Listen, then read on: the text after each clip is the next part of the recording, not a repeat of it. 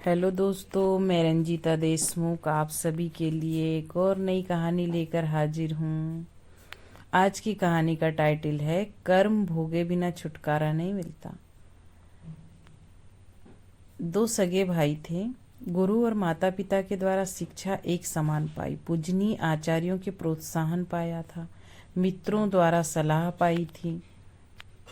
उन्होंने वर्षों के अध्ययन, चिंतन और अन्वेषण के पश्चात जाना ही था कि दुनिया में सबसे बड़ा काम जो मनुष्य को करने का है वो ये है कि अपनी आत्मा का उद्धार करे। मूर्ख इसे नहीं जानते, वे पत्ते पत्ते को सींचते रहते हैं, फिर भी पेड़ मुरझा ही चला जाता है।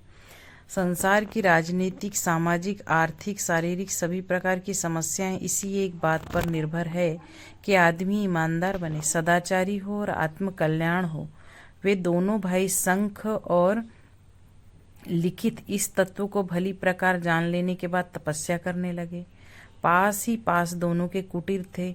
मधुर फलों के वृक्षों से वो स्थान और भी सुंदर एवं सुविधाजनक बन गए।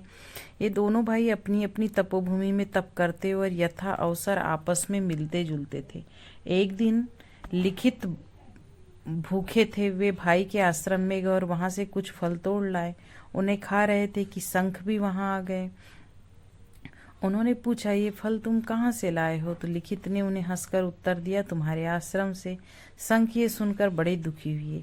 फल स्वयं कोई बहुत मूल्यवान वस्तु न थे। दोनों भाई आपस में फल लेते देते भी रहते थे, किंतु चोरी से बिना पूछे नहीं। उन्होंने कहा, भाई ये तुमने बुरा किया। किसी भी वस्तु बिना पूछे लेने से तुम्हें चोरी का पाप लग गया।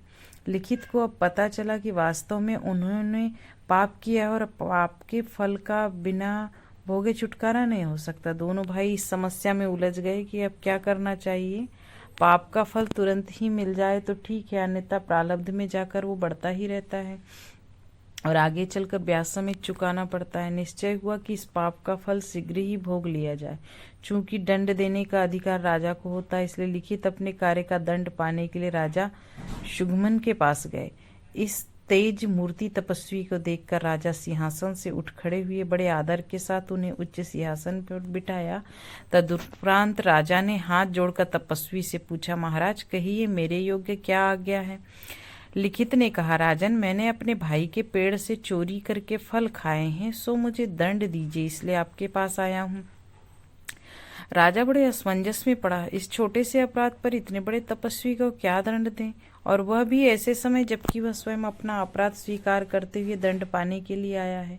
राजा कुछ भी उत्तर न दे सका। तपस्वी ने उसके मन की बात जान ली और उन्होंने न्यायाधिपति से स्वयं ही पूछा, बताइए, शास्त्र के अनुसार चोरों को क्या दंड दिया जाता है? न्यायाधीश अपनी ओर से बिना कुछ कहे शास्त्र का चोर प्रकरण निकाल लाए। उसमें विधान था कि चोर के हाथ काट लिए जाएं। यही दंड मुझे मिलना चाहिए। तपस्वी ने कहा, न्याय दंड किसी के साथ पक्षपात नहीं करता।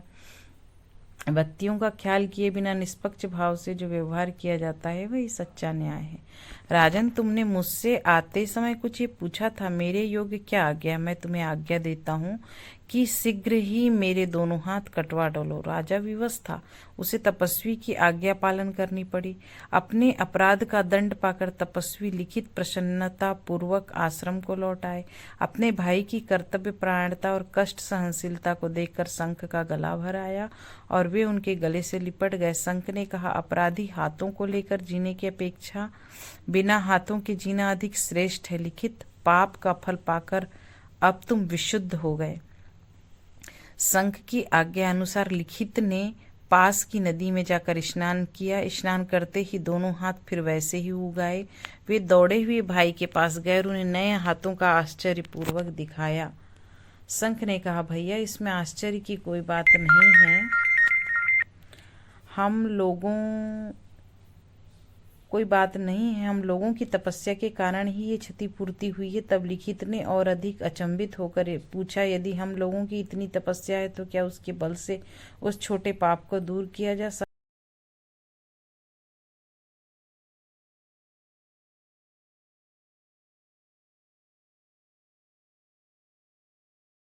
आप लोगों को मेरी स्टोरी कैसी लगी कमेंट में ज़रूर बताएं।